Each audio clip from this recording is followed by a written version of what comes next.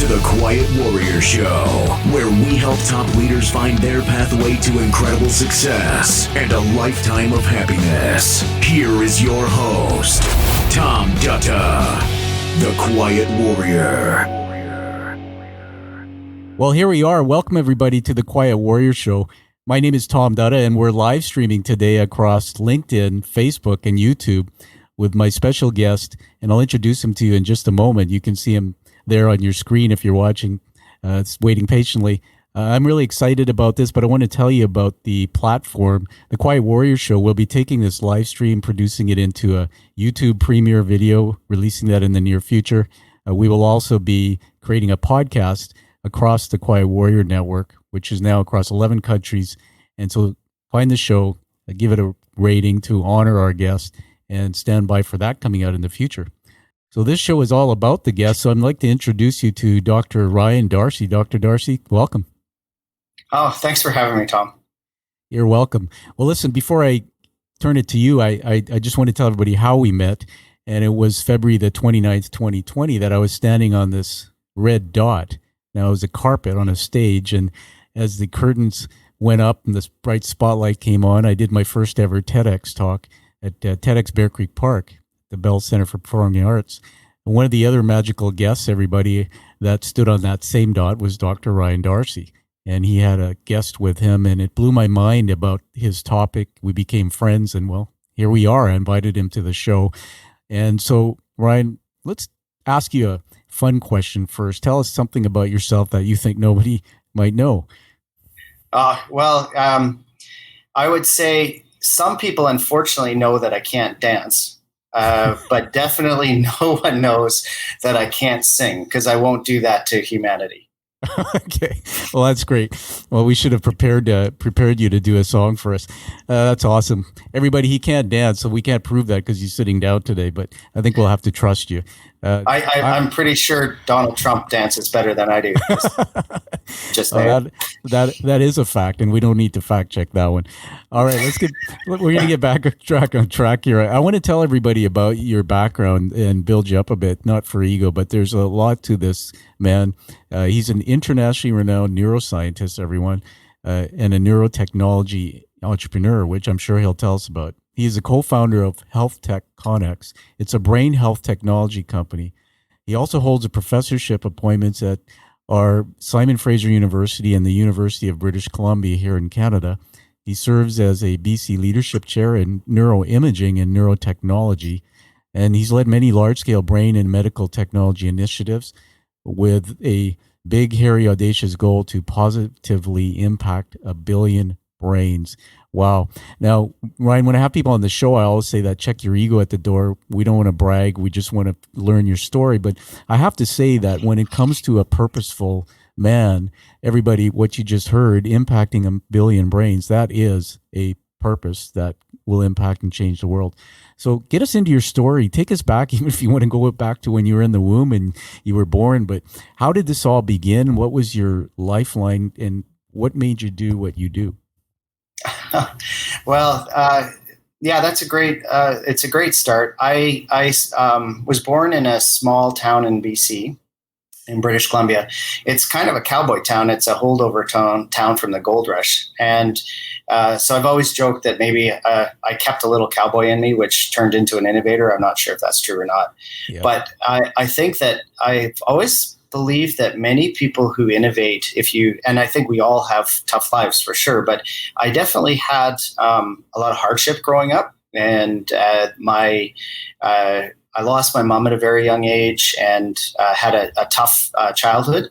And I think that in essence that, I remember early I would watch, like all kids, I'd watch nature programs on TV. And one of my favorite animals for sure was the flying squirrel. And I just love that these squirrels would take off, not knowing where they were going to land. And to this day, that becomes kind of one of my logos in terms of innovation. So I think I just early on learned hardship taught me to take risks and to try and live with purpose and make the world a better place. And that ultimately was at the root of where I am today. Well, that's amazing. Well, we're going to use that as a teaching moment. First of all, everybody, I want to honor you, Ryan, for your courage to talk about the loss of your mom. How old were you when that happened? I was 7, and I lost her to an addiction to alcohol. Wow. Excuse me. We have a thread in our stories, as you might know. My father was a pretty bad alcoholic. He passed away January 2018 unexpectedly. And when I reconnected with him after a long time, he was 23 years sober. And so, but the story of your childhood parallels. The home was lost, the family was lost, and it has a profound impact. The thing about your story, which is a teaching moment, everybody, is not all kids who go through losing their parents or this type of a childhood actually bounce back and become successful. Our brains are wired with thoughts and memories, as I've learned, that can trigger some very bad behaviors, up to and including suicide and possibly taking yourself out. So I want to honor you for that. And the flying squirrel kind of made me smile. I think maybe that'll be the title of the show or something. I love it. Yeah. So there you were, and you got through. Let me ask you this: what was it innately in you that you think helped you get through that one chapter, and then we'll move on to what you're doing in your career? Innately in me, I don't know. I think, to your point, I think that anyone who, and again, I think we all in our ways, you don't go into life without having tough stuff. That's part of life. But you get a choice how you're going to respond to that. And I would say that to, sort of reinforce what you just said, I think that I wanted to make a choice not to be a victim or feel sorry for myself. I wanted to make a choice to find something positive and amazing in life. And also, I think when you lose somebody really when you're at a young age, you realize that it's not a theoretical concept that life is short, right? So I think you get on with doing things in the best possible way. And I think also some of it, truthfully, is not honorable. For sure, I didn't feel safe or secure. And by achieving, I could find a route to what I thought was safety and security. So I became a pretty big ultra achiever, I guess. It's pretty amazing. So just to finish on this thread of the story, we honor that. I went through the same thing, but it took me a lot longer, I think, to figure out what to do with my past story. And I didn't realize until I started studying brain science about how subconscious thoughts, neural nets form, and unconsciously you're triggered. And I had to learn all that and unwire it to be able to take what I do and be successful or more successful. And that brings me to what you do, Ryan. We saw the word neuroscientist across the screen, and I'm fascinated. You went into that field. So why did you choose that line of work? And then just tell us what that's all about. Well, ironically, I came from a family that had a lot of lawyers in it, and so I probably felt that I was supposed to become a lawyer. So I was pushing back and becoming a neuroscientist. But I think it was actually, I loved two things. I loved biology and I loved physics. And they were early memories of something that was very interesting to me. And what I wanted to do ultimately was, I think, combine those towards medical applications. And so I got really interested in the concept of how you can help improve and impact people's brains. And I could talk for hours about that and tell you all about all the amazing things that we can do that we don't really know. I mean, what's really important that I want to tell anyone who was tuning into this audience is it's remarkable when you look at the concept of the potential in your brain and the way that we can optimize our brains, not just within ourselves, but between people.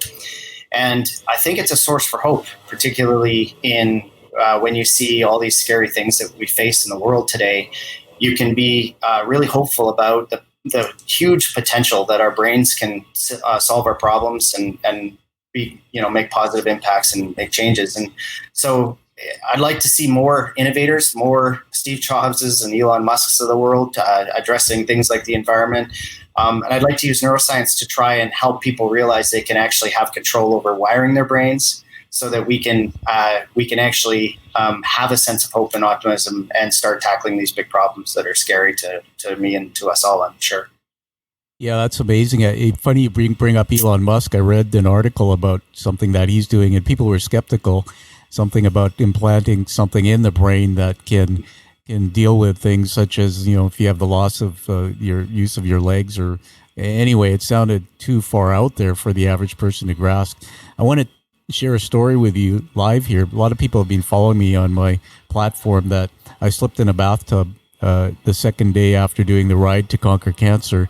I had done 100 kilometers on my bicycle and went to take a shower and slept and fell and blacked out. I cracked my head on the tub and came to. And it wasn't until the day after that we discovered I was concussed. I had a serious brain injury, and it's almost 2 years now. I'm still recovering. And the side impact of that has been pretty scary for me. Life did stop for a while. Everything from not able to string my words together to headaches to depression. And through that, I was forced to really take a step back, and I guess you could say through the fog, think with more clarity. And I started studying. I was sent to a CBT course, cognitive behavioral therapy, by my psychiatrist, which was an amazing course, and it taught us the basics, things I think every child in school should learn about how your brain actually thinks, thoughts, emotions and action. But I didn't realize that the power of the brain, in the 95% which we don't use, is like a hard drive. It stores everything, and it can rule your life. I want to tell everybody that I saw Ryan's TED Talk, and it blew my mind because, you can go find it. I encourage everybody to find it, to watch it, to like it on YouTube so it can get more views. But Ryan had done some incredible work with a vet who came back from Afghanistan, I believe, and had a traumatic brain injury. And so, Ryan, let's get into this. The company you co-founded is HealthTech Connex. You said you could talk forever about all these things. Just tease us. Give us some of that exciting work and the outcomes and what it's doing to help people. Yeah, for sure. So I remember when I was training as a neuroscientist, and people would say, "Oh, I hear you only use 10% of your brain." And back then, as a young person who was diving into all this, I would ask them the question, "Okay, well, what 90% would you take away?" And I realized actually over time, thinking about that concept, that it's actually a myth based in a reality. So the reality is we can optimize our brains much more. And over time, we've just been able to sort of look at how that we can optimize the power and potential of our brains. And so what we do at HealthTech Connex is we really try to bridge the gap between all the amazing research that's in labs around the world. There's just, if you look at the last 20 years, the number of research papers that have been published, it's at the highest ever levels, and it keeps going up. So we're learning a lot about how the brain works and that sort of thing. And that being said, while we're learning a lot, it's incredible how far we have to go. I think any neuroscientist would tell you that there's just so much more to learn. But the interesting part is that when you then look at, okay, well, that's amazing. So we're learning a lot in these labs, but how much is that helping us in the real world? The answer is actually it hasn't changed that much since the 1980s. Which, funny enough, is not a controversial statement. So what we really focused on is how do we bridge that gap and how do we actually unblock that. And so our core technology was to ask the question, do you know how your brain is today? I mean, if I was to ask you, do you know how your heart is, you would check your blood pressure and you check your cardiovascular with your heart function through blood pressure and other measures. And yet, we realized there wasn't something that did that for your brain. So we created it. We created a scientific framework for brain vital signs, and then actually a device that can measure those called NeuroCatch. So what I kind of joke about is we created the world's first objective measuring stick, if you will, of brain function, of how your brain is today. And what's been interesting about that is that set us off on a path. So that allowed us, we had a lot of people coming who were interested in using our measuring stick because they had new innovative treatments. So we could do formal clinical studies and clinical trials and evaluate if they worked or not. And that allowed us to give access to some people through this research. But then we could actually, once we found these amazing technologies that are across the planet, we could put them into a clinic to give more access to people. And so what we're really trying to do is continue that cycle, measure more, do science on new treatments, provide that in a clinic, do more measurements, and get it scaled up to more people. And right now, we're probably helping thousands of people, but we want to help billions. Yeah, that's back to that big goal, positively impact 1 billion brains. That's truly is remarkable. One of the things you said, my brain went on a journey, and I think three-dimensionally, you'll probably see my wandering in the conversation based on something you said. Back at your bio here, it says he's published more than 256 academic works, attracted more than 85 million in competitive research and innovation funding, and being recognized through numerous awards and distinctions. It's pretty amazing to me, and you've done 3 TED Talks, so obviously you have ideas worth spreading. One of the words that I will put on the show to honor you is the word trailblazer. Let me ask you this, to put it into, for people like me who are dummies of your work, put it into these terms. What if for the human being, what is the problem or the issue you're trying to solve, and how does what you do solve it? And I'm thinking about that soldier you brought on stage at the TED Talk. Mm-hmm. Tell us the Coles Notes story of that so we can get people excited to go see the rest of it, and then answer that question if you can. I'm going to do it the other way around. So Sure. It's really quite simple. We're trying to benchmark, right? So we want to measure, because you can't treat what you can't measure. So we need a simple measurement system for how your brain's doing. And then we're unleashing the power of neuroplasticity, which basically is your brain's inherent ability to rewire itself. So we have it in us all the time, but can we utilize it to improve what your brain can do? So the story that we told at the TEDx with when we were there together is the story of Captain Trevor Greenes, who is and many people know him as the sort of the Rick Hansen of brain injury. He's Canada's most, I think, celebrated, for good reason, a survivor of a severe open traumatic brain injury. When he was in Afghanistan, it was 2006. And his job was to sit and work with the Afghan villages and the senior elders to find support. We're Canada, how can we help you? And as a sign of, they would do shuras, and it was a sign of respect. They would lay down their firearms and take off their helmets, and they were protected. And in 2006, on March 4th, a young 16-year-old insurgent came up behind during one of these shuras as it was starting, and pulled an axe out from underneath his robe, and with all his might, 2 hands, as Trevor says, drove the axe into the top of his head and his brain, like he was splitting a log. Wow. So it was definitely a story that started in a very dark period in terms of right away the assumption Trevor would not survive. Trevor is an amazing, both himself and his wife Debbie and his family are amazing. They're purpose-driven. And after being flown to Germany and having emergency neurosurgery, and then being flown back here to Vancouver, where home was, and having urgent clinical acute care, nearly dying multiple times, he actually did emerge. At the time, the clinical team told Debbie to brace, that to get ready, they would put him in a home. He would be vegetative, and she should get on with her life with her young daughter, Grace, at the time. And she said, and I love this part, you don't know Trevor. And Trevor woke up, emerged from coma and shocked everyone, had real problems, of course, went into intensive rehab, where he was overcoming not only the impacts of this devastating attack physically to his body, but also mentally through things like PTSD and that sort of thing. One of the parts that I really resonated with me in Trevor's story is during this time, at the height of this horrible time for him and Debbie and the family, he actually found his way to forgive his attacker. His attacker, of course, was killed, but he forgave. He could bring himself to forgiveness. And so his goal became to push the limits of recovery, and to do that through neuroplasticity. So this is where our science came in. We decided we would measure, we would benchmark.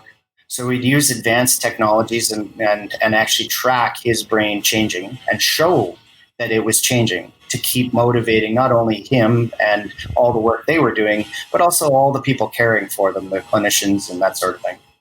Yeah. So we got pretty good at measuring his brain rewiring, and also then started to find technologies that could push the limits. And so we found some technologies that would help facilitate. We used in particular this device called the PONS, which is a neuromodulation.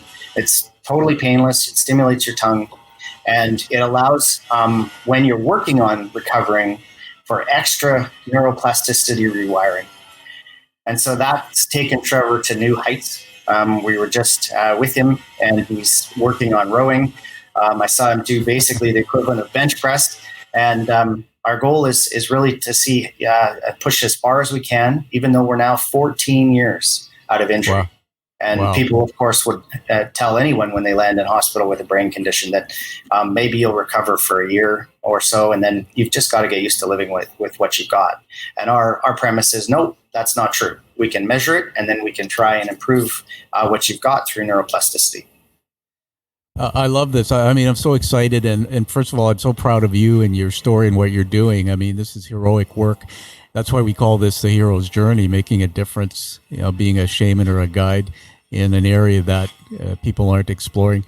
What's amazing to me is the parallels when you talk about this to my own story. So I want to bring that back, that when I got concussed and they sent me to CBT, I spent 9 weeks in a room with 14 people who were seriously dealing with depression and bipolar. And it was the first time I realized what people who are seriously mentally ill look like. And when I compared myself, I was functioning. I could get to the meetings. For some of the people there, just getting out of bed and getting to the meeting, which was a 90-minute classroom taught by a couple doctors, was a chore. And so it gave me a lot of perspective. And I started thinking about my brain and how much I took it for granted, that everything I do uses that. And all of a sudden, I lost the function of it for a period of time.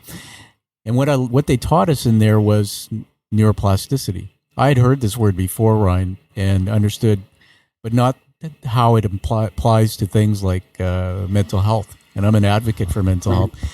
One of the things that I learned is that there's thinking patterns or thinking traps, and one of them I used to have was instead of pausing and using my prefrontal cortex to rationalize my thoughts, I would just react. And when you react, they taught us that it never works out well. So I have a thought, and then I have an emotion, and then I react to it. And when the behavior takes me down a path, but if I stop and I analyze that thought rationally, it appears different, and then I can respond. People were struggling in the class about, well, I don't get this. How can I change the way I think? And this is where they brought up neuroplasticity, and they gave us exercises to do. And I started doing these exercises, and they used the term bushwhacking to illustrate it. They said it's like if you're hiking in the bush and you're going to your favorite lake, you take all your life, you're taking this trail. But one day you decide to veer right and through the bushwhack, and maybe you'll get down to a beautiful beach with a bench and the sun's out and the birds, and that's your new happy place. But the next time you go, your brain is wired to find its way still through the old trail. But if you bushwhack and you do that for a period of time, you'll automatically develop that pattern. And that's where, when I saw your TED Talk, I went, oh my God. And everybody, you've got to go watch this video. I know I'm over promoting it, but for a reason. When I saw that soldier come out on stage in a wheelchair, being able to speak, and after you describing the brain injury, I was just blown away. And if there's anything to give hope for the work that you do, everybody, no matter what your condition is, you got to go and see Doc and get to the clinic for some advice. I want to ask you another question about addictions. My father was an alcoholic. You and I talked offline about that a bit, and you have a story that has some parallel. Somebody told me that when let me put it this way. I have a friend in the U.S. that I brought on my show, Ryan, and she's the daughter of a ex-NFL football coach. And a player was running down the sideline, and I guess he got hit, the coach, and the coach slipped into this concussion, and I think there's a term for it. The concussion that's serious that you die from it, or you lose your brain and people commit suicide. I can't remember the term for it. There was a movie out with Will Smith called Concussion, and this uh, one of the side effects of his concussion was he began drinking to numb the pain of his disability, and he started losing his faculties. And the only way they could discover this particular type of concussion apparently is after death. You can't see it before, and so the family wouldn't give permission to exhume the body and have the brain looked at because they didn't want people to understand that the father became an alcoholic because the brain decays. So what I'm interested in knowing is when you do your imaging, do you come across people who have alcohol addictions, or does it show in the brain, the imaging, when somebody's being a drinker, how much damage it's caused? Yeah, so I think the term you're referring to is CTE, chronic traumatic encephalitis. That's right. And that's a scary potential concept of what's really gotten a lot of attention around concussion. 20 years ago, I remember working on a chapter with one of my mentors around mild traumatic brain injury and concussion, and it was actually controversial. So as not long ago in 2000, it was controversial to say that somebody could have a mild traumatic brain injury. And what really brought the concept of concussion to the forefront of our minds and all the investigations has been a couple of notable professional athletes, Sidney Crosby being one, who would not play because he had a concussion.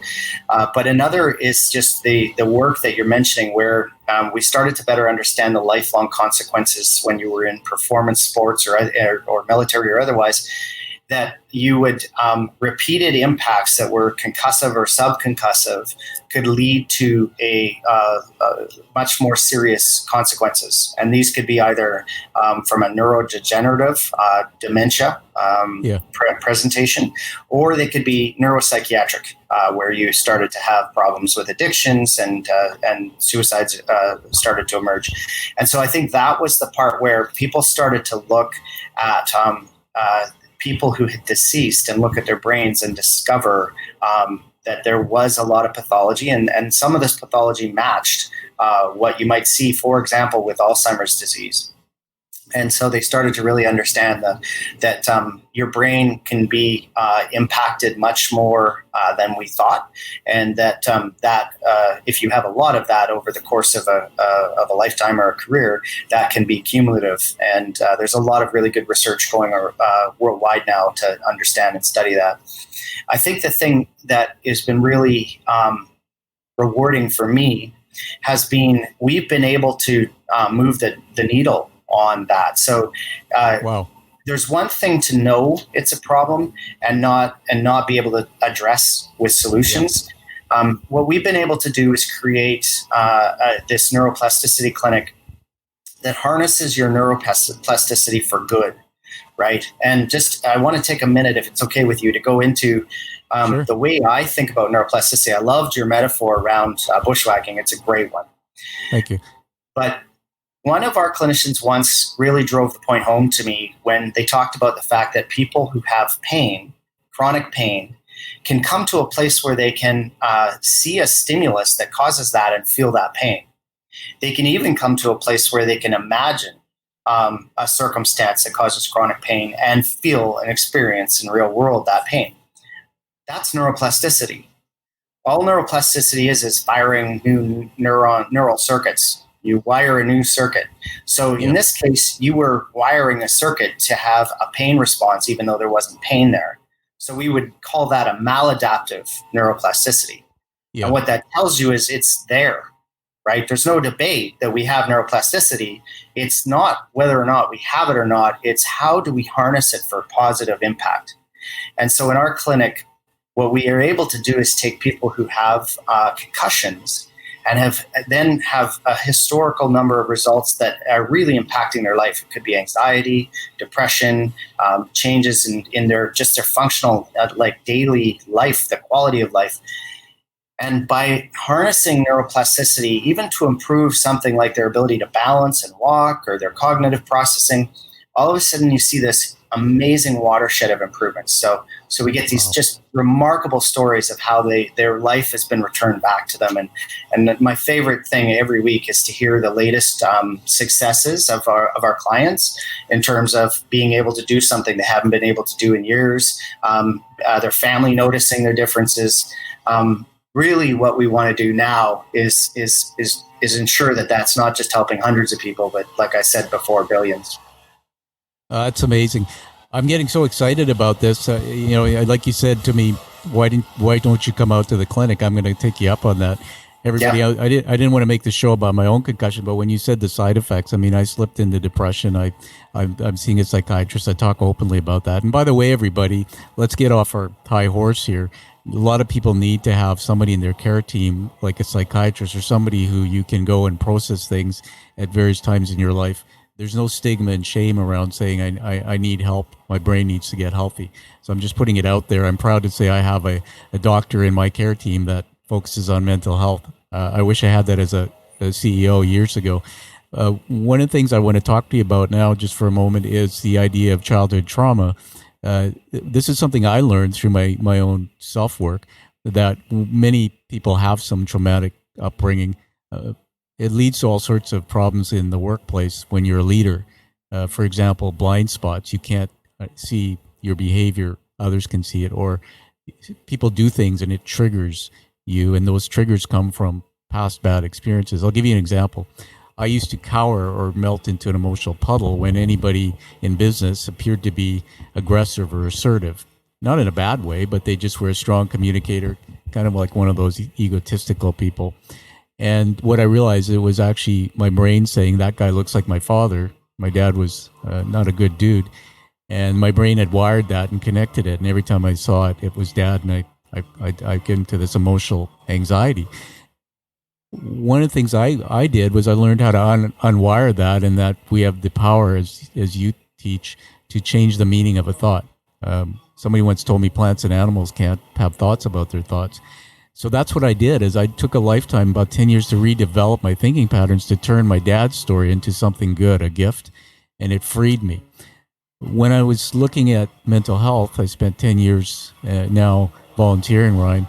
I started realizing what's behind mental health. And when I interview people on my show, I always find a common thread from mental health, that behind it is some type of a traumatic experience. I'll give you an example. We both know a gentleman who did a TED Talk. I won't mention his name, but when I saw him in the audience at the first TED rehearsal I attended, I got to know him, and he said this, and I'll say it out of context. He said, if he had just punched me in the face rather than said what he said. And this fella ended up on the downtown east side, addicted to drugs for half his life, living in an 8 square block radius. When I interviewed him, it was one thing his dad said to him over and over: you're no good, you're stupid. And it was wired in him, and yet his brain, no matter how successful he was, how handsome he was, his brain saw an image of himself that wasn't really true. And yet he was able to, through his own work, overcome that. Now, I went on a tangent here for a reason, that I stand up for people who can't stand up for themselves. My whole platform is to speak for people like me who come from adversity and help them retrain their brains and retell their stories so that they can live a healthier life. Using what you know in neuroplasticity, is there a breakthrough in this area where we can teach people who have been raped, or perhaps who have had abuse in their childhoods or whatever, to rewire their brains to Yeah, so Tom, I felt that your talk was one of the most impactful ones. I just enjoyed every part of it. I think it was so important and powerful for you to get up and share your experience as a leader in business and show your vulnerability. And I think that all leaders in whatever sector have to get up and be authentically vulnerable and say that mental health in particular is something that's critical, and we all come with a lifetime of experiences that bring us to whatever place we're at. And certainly it's the case that with mental health, the the evidence is overwhelming that your early childhood experiences are absolutely formative in how your brain ends up being wired and how you end up showing up in life. There's actually now work that I'm just incredibly interested in called the Adverse Childhood Events Scale, or ACEs, that has done work to show that the cumulative number of adverse events that you face in childhood is highly, highly, highly predictive of negative consequences and outcomes in later life. This is shorter lifespan, obesity. It's linked to so many things. And so it very much, in a very strong way, validates that we have to pay attention to our early adverse childhood experiences. I personally feel that there's two reasons why that's a good thing in terms of the optimism of going forward. The first is that means we can identify and help. So when we start to pay attention to those things and we start to have a sense of it, it allows us the ability to identify somebody who might be at risk or vulnerable and find ways to help them.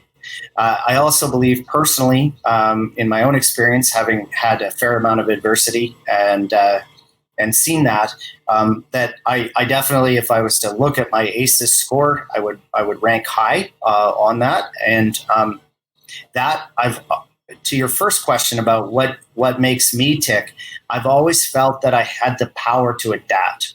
So rather than take the path up the mountain that wasn't working for me, I could bushwhack.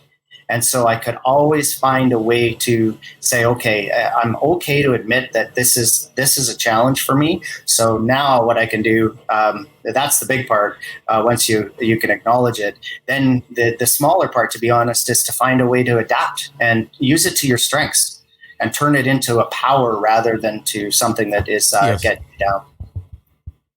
Man, I'm falling in love with you again on this one. I'm just going to finish the story with this, that that's exactly the path I took. People ask me, I left home and went into the workplace and asked me, how did I survive with all this going on in my head? And I just did what you said. I, for some reason, had it in me, maybe because I'm a faith-based guy, God was holding my hand, but I turned it into a strength. But I can tell you that every day I wake up, it is hard work, and you have to continue to do the brain work and the exercises that I learned to keep your brain focused on the right path. So it's amazing. Everybody, I'm really excited about this part of the talk because there is so many people out there that are struggling in life from past childhood situations. You listen to Dr. Darcy, there's hope that we can change that. Let's finish up here. We have a few minutes before we have to wrap up. I know we'll be talking again because there's so much to your work. I want to just ask you this. There was a study done, it's a Canadian study, and they asked 90-year-olds what are your biggest regrets at age 90? And the top three were, I didn't take enough risk, I didn't make a big enough contribution or legacy, and I didn't reflect enough. So based on your big, hairy, audacious goal and what I said to you, do you have any regrets in life? And when you're done with your work, I know this is a big one, what do you think the world's going to look like? So you're asking the small questions, are you? Do I have any regrets? I think it's hard not to live without regrets. I'm sure I have regrets. I think that I would say that I probably could have started my path to active growth mindset a lot sooner. I think that was very helpful for me to really understand, to be okay with being completely flawed as a human and find out and be curious about those flaws and use them to empower me rather than get my way. And I probably would have preferred to start that a little earlier. But I also know that in faith, things start kind of when they're supposed to, I guess. I definitely feel like I could probably stop to smell the roses a lot more and just enjoy the present and I think that's probably something I try to do more now, and prioritize the people that are important to me. The book I'm reading right now is The Subtle Art of Not Giving a Fuck, and I think I could probably do a bit better on that for sure. That was the first part of your question. The second part was what will the world look like in any small way with once you're done with it, with what you're doing? Better than when I came into it.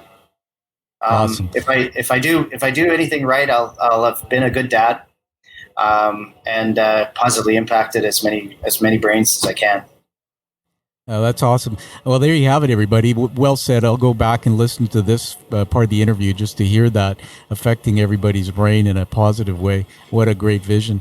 That book you mentioned, I won't repeat the title, but the book, I've read it. And yes, and I want to honor you and say this, the fact that leaders sometimes they stand behind their egos, and people are driven, from what I've learned studying in human behavior, by getting things done, by accomplishments.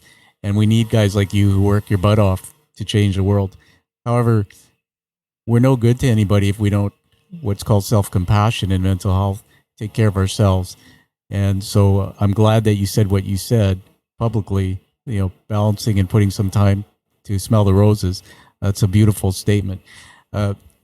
Before I do a couple celebrations as we wrap, tell us where people can get a hold of you and your body of work. Oh, for sure. They're more than welcome to contact me through our HealthTech Connex.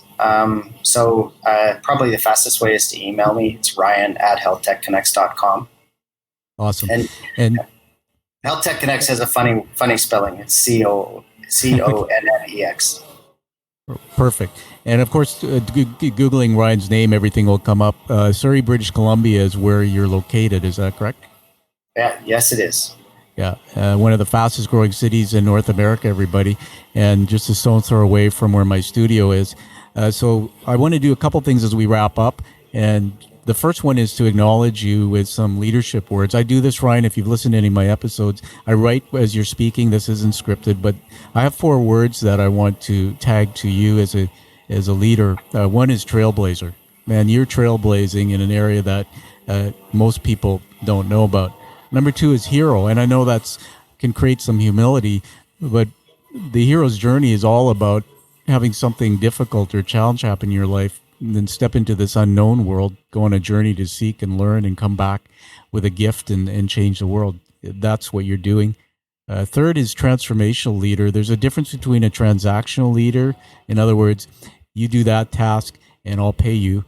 A transformational leader gets somebody in their heart to see a big vision, gets them excited about doing their work. And I can imagine all the people working for you must be so grateful to be attached to this big vision that you have. So transformational leadership, you got my heart today. And the last one is visionary. I know nobody that can tell that story you told, TEDx story. And by watching that video, it creates a vision for me that it doesn't matter what brain injury you have, there's hope. And that's what we need. And now I want to honor you with an award. I don't think I told you this, but you're getting an award today. Did you know that? No, you didn't tell me. All right, this is where we get to have fun. You truly deserve this. So behind me, there's an image on my screen. Do you see it? It's kind of this guy there. He looks a little bit like me.